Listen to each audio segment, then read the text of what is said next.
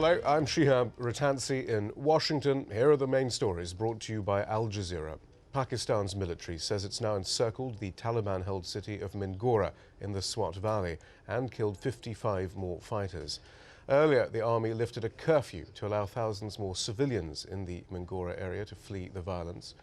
The military says it's now preparing an assault to retake the city. Nearly 1 million have abandoned the region in the past 2 weeks, according to the United Nations, which says the speed and scope of the displacement requires a massive humanitarian response. Sri Lanka's president has vowed to take full control of Tamil Tiger-held territory by Sunday morning. As fighting raged on, at least 1,800 more civilians managed to flee the conflict zone on Friday. The UN says at least 50,000 people remain trapped by the heavy bombardment of the narrow strip of land. US President Barack Obama has announced plans to resume the controversial military tribunals used by the Bush administration to try Guantanamo Bay detainees, but with revised rules. The decision affects about 20 of the 241 detainees, including Khalid Sheikh Mohammed, the alleged mastermind of the September 11th attacks.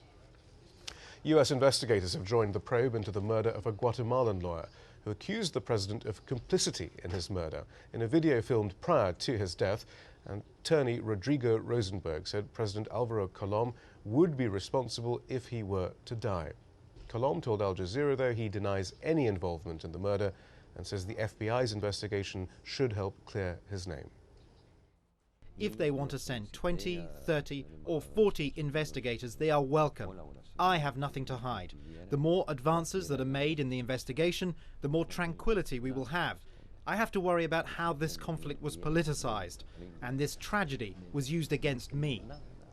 Pope Benedict XVI ended his pilgrimage to the Holy Land on Friday with a personal denunciation of the Holocaust.